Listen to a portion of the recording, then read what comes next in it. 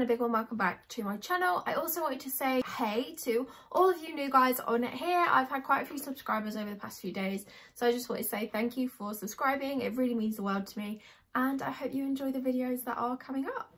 So yeah, today's video is basically a Q&A. This is mainly aimed at midwifery related things or university. I asked for any questions over on my midwifery Instagram, which if you don't follow already, it looks like this. That's the handle, give it a follow. I asked on my Instagram stories just for some questions, and a lot of you sent some questions in, so I picked some of those out and I'm going to be answering those today for you. So if you do want to get involved with any of these videos in the future, do make sure that you follow my Instagram and also interact with the stories whenever I pop up for any questions. Okay, without further ado, let's get into today's video.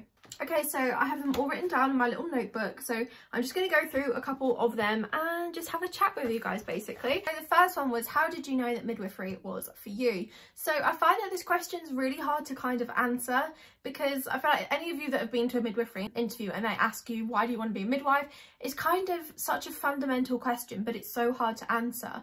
I kind of feel like it's something that was just, I don't know, subconscious, that, you know, I was always destined to be a midwife. I mean, I think it's just the passion and how I light up as a person whenever I talk about it. I think that just solidified for me that, yeah, actually, like, midwifery is my passion, it is my dream career, and the fact that it's always been continuous in my life. So obviously I've had phases of doing different things, but midwifery was always something in the back burner. It was always on my mind, you know. I was always reading a midwifery book or something like that. I always wanted to do it, but something or other just got in the way and I just didn't. But, you know, it's definitely something that I've always known that I've kind of wanted to do. I've always known that I've wanted to be a midwife. Of course, I'm all for advocating women's rights. I'm all for empowering women, empowering just people in general. And so I think all of those reasons just combine to, you know, just give me that massive passion for midwifery and maternity care. So yeah, I mean, I suppose that's kind of how I knew midwifery was for me, just that kind of like burning desire to be a midwife and just the continuous passion for it that never seemed to go away. So the next one was, can you or will you work during the course? So in terms of can you, I mean, this is completely up to the individual. There's definitely some people on my course that won't be working, and there's quite a few people that will be working. It all depends on your situation, whether you need to work, if you have other things to take into consideration, such as childcare. You know, there is definitely a lot of work, but obviously different universities work in different ways. If you do want to or need to work, there are definitely days and hours that you can work around it. The only thing I would say for working during a degree, especially a healthcare degree, is that your worker needs to be flexible. So sometimes having set hours isn't always the best. I know a couple of girls in my group, they work in the evenings or on the weekends, which is easier to work around kind of university work and things like that. But I personally, I'm on a bank contract, so I can tell my employer the days that I'm able to work, and then we just communicate back and forth in terms of what days I'm actually needed in, and that works quite well. So I would definitely look at bank work, I would look at weekend work, I would look at flexible hours. It's all just making sure that your boss or company is accommodating and understanding of your current situation. But you definitely can work if you want to, if you have, you know, the means to do it. Then yeah, I definitely say that you can work during the degree. I'm not saying that it's easy. It's definitely not easy, but if it's a necessity, then I think you can work around to work during your degree.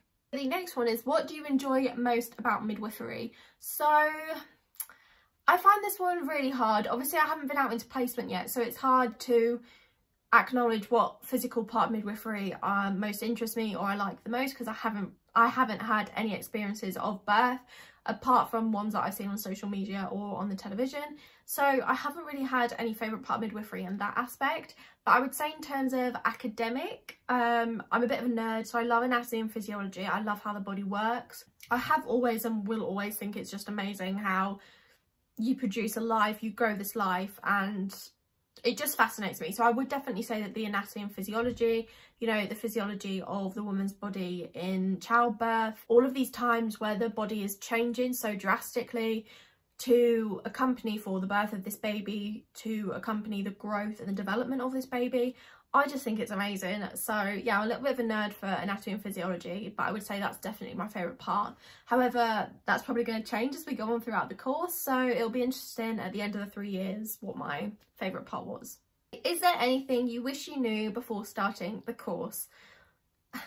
So even me, myself personally, I looked at a lot of videos, I did a lot of reading to prepare myself for the degree because I didn't want to have unrealistic expectations of it. I think my misconcept that I had was that you'd kind of be drip fed or eased into the course. Again, every university is different, but I just found that it was very... You had a lot going on from the get-go. Basically, we got given all of our assignments, and I did go through a period of feeling so overwhelmed, and I do still feel overwhelmed now, but it is getting a little bit better. A lot of people say that they do go through that stage of feeling overwhelmed before they kind of find their footing and kind of get to grasp with the course and the assessments and how to best organise themselves. So I definitely wish I would have known that there is more than likely to be a period of feeling overwhelmed, feeling, can I do this? Because I really doubted myself in that time, and I thought, is this going to be for me? Am I going to be able to get through it? There was a lot of tears, but yeah, that's definitely one thing that I would say to, doesn't happen to everyone of course, but be prepared to feel a little bit overwhelmed for a while whilst things settle down, you find your footing, you find how to organise yourself best, yeah, and those kind of things. So the next one was, how do you think you will cope with the sadder parts of midwifery? So I think this is a topic that quite a lot of student midwives and aspiring midwives are quite worried about. I personally am, because I haven't been in that situation myself. I don't know how I will react to that situation. Of course, I mean, I do struggle with things like that you see on social media, see on the TV, but of course that's completely different to a real life setting. So my honest answer is I don't know how I'm going to cope with it, but I know that there's going to be so much support around me should I require it. I know that the university, I know that the hospital trust, they always debrief their students, they debrief all of their staff, and there are a lot of emotional wellbeing support out there. It's really hard to kind of put into words an answer for that question because, like I say, I don't know. I think I will struggle with it, to be honest, just from my personality and from, you know, other things that I struggle with. So I definitely think it's something that I'll find emotionally challenging, but yeah, I'm trying to not dwell on the negative aspects of midwifery because I know that the positive aspects completely outweigh those negative times. Hey, what do you recommend are the best coping mechanisms for stress about university or placement? So I have been on a complete journey with anxiety. I honestly have been riddled with anxiety for most of my life, and I've kind of only just got to a stage in my life where I've learned how to manage my anxiety a little bit better. I'm definitely not over my anxiety. That's not what I'm saying. I'm just saying that I feel like I cope with my emotions a little bit better and I don't let them, you know, take hold of me as much. So a couple of tips that I did was I journaled a lot. Now, journaling isn't for everybody, I completely understand that, but just journaling, getting out all of my thoughts and feelings onto paper so that they're not in my head, it just feels like a weight's lifted off your chest. And if you're stressed about a particular subject, sometimes getting it out either on paper or verbally is so beneficial. So if writing things down isn't for you, I would definitely see, you know, if you've got a trusted friend, a trusted partner, trusted family member around you that you can just unload everything to. My partner's really good. He just sits and listens, and sometimes that's all you need. You don't necessarily need somebody to talk back to you or have all the answers. You just need somebody to listen and to understand. And you know, that is probably my biggest tip, is just to try and get it out of your head. So write it down, verbally talk about it. You know, like they say, a problem shared is a problem halved, and as cheesy as that saying is, it is totally true. So yeah, I would definitely look into journaling, and if you are struggling, I would definitely, you know, seek support from those people closest to you. I'd say another thing in regards to coping with stress, and I have mentioned this briefly in a previous video, of course this is not for everybody and I completely appreciate that, but I very much incorporate manifestations, the law of attraction, and crystals into my daily life. That has just become the normal for me, and I strongly associate, you know, emotional bliss and de-stress with certain crystals or certain practices that I do in my manifestations. So, you know, again, I'm going to be doing so many more videos about this in the future. I do appreciate that it's not a topic that's for everybody, but, you know, this might be something to look into, and if it doesn't work, it doesn't work, no harm done, but it might be something that really works for you. And I would say that that was the pivotal point in switching around my anxiety and helping me to de-stress easier and just, you know, cope with university easier. I would say that that's been a massive point in that journey for me. And another thing that I'll say about stress is self-care. So I cannot stress enough how important self-care is. So self-care can be anything from a pamper day to just having 5 minutes out for yourself, or to not saying negative comments about yourself. Self-care, it's an umbrella term for so many different things incorporated into it. But, you know, if you're feeling stressed, run yourself a hot bath, get some candles, have your favourite food, have a glass of wine if that's for you, watch your favourite show, just take some time out. You know, it's okay to be selfish sometimes. You do need to put yourself first, because it is a hard degree. It's for 3 years and you're going to burn yourself out if you're not taking time for yourself. How do you focus on an assignment that you're not interested in? So we haven't done many assignments in midwifery at the minute, so I can't relate it to that. But when I did my pharmaceutical science, there were definitely some topics that I was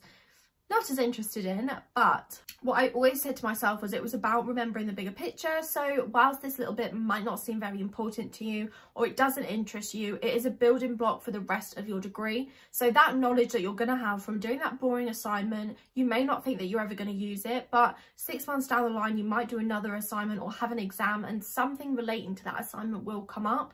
Everything that you do in your degree isn't for nothing. Everything will interlink with other things. So I think it's just important to kind of set yourself aside from it being boring, and just remember that it is part of a bigger picture. Everything links up, you know, for your degree, and everything will make you a better midwife, or whatever you're studying, it will make you better in the long run to have all of this array of knowledge and skills. I think as well, in terms of focusing on assignments and essays, I think it's really important to reward yourself. So, I mean, this is probably really not great for healthy living, but whenever I write an essay or something, I will reward myself when I get to a certain word count. So say if I got to 500 words, I would have a chocolate bar, and then at 1,000 words, I don't know, I would have a packet of crisps and a cup of tea. You know, you just have to break it up, because when you look at a task, it can be really daunting just to see the whole thing. You see, wow, 1,500 word essay, you think, I'm never going to do this, I find this boring. Break it down. That is honestly such an important tip, is to break it down, separate it into chunks, plan it out bit by bit. Set aside time each day or each week that you're going to work on different sections, and it will all come together. What made you choose midwifery? So I did kind of briefly touch on this when I talked about how I knew midwifery was for me. But again, I chose midwifery because it was just a lifelong passion that I've always had. Midwifery also does run in my family, in my mum's side, so I thought it would be really nice, you know, for me to kind of carry that on. I think mainly I knew if I didn't go for it now and try and apply now that I just never would, because life would have got in the way. So, you know, I just think midwifery is such a rewarding career. Whilst it does have bad points, it also has so many positive points. You know, it's that endorphin rush when you're in the room. It's just everything about it. It's just that passion that I know that I have whenever I talk about it. So I just know that I've made the right decision. Okay, the next one was tips for a midwifery interview. So funny you should ask this, because Sunday's video is actually a whole video on tips for a midwifery interview. So I'm not going to be touching on that now, because if you want to know, tune into Sunday's video, 7 PM.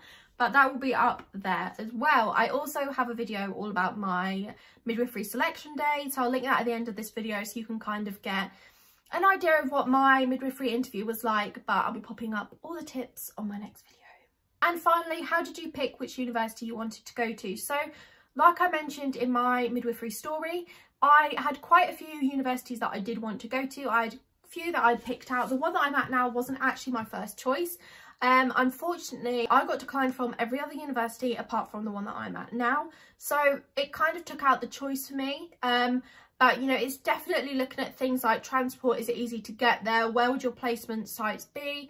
It's looking at the entry requirements. It's things like that. It's looking at anything extra that you'll get with the course when you come out. I suppose you could also look at the lecturers that go there. You could look at previous student testimonies. You could see if any of your friends are going there. There's so many things that can tie into how to pick your university, but personally, I didn't really get that choice because of my circumstance. Okay, so my voice is going croaky because I've talked for too long. But that's the end of that video. I really hope you enjoyed. Thank you once again for everybody that sent in all of your questions. I do really appreciate it. If you do want to get involved in a video like this in the future, this is my midwifery page here, so give it a follow and keep a lookout on my stories. I also want to mention that I do have a giveaway currently. So this video is going up on Friday. My giveaway will end Sunday evening. So you'll have 2 days from the date that this video goes up. It ends on the 31st of January. So that's a pretty big giveaway that I have on my page. So be sure to check that out if you're looking at my Instagram. I also have my personal Instagram here, which you're welcome to go and check out as well and give me a follow. I would really appreciate that. So I hope you enjoyed today's video. If you did, don't forget to give it a big thumbs up. Also, leave me a comment below. Let me know if you have any comments on any of my answers, or if you have any further questions or any video recommendations for the future. I would love to know. Also, if you haven't already, please don't forget to click on that subscribe button. I would really appreciate that. And also click on the little bell next to it, because that will notify you whenever I upload, which currently is every Friday and Sunday, and that is at 7 PM UK time. So thank you once again for watching this video, and I'll see you all very soon. Bye guys.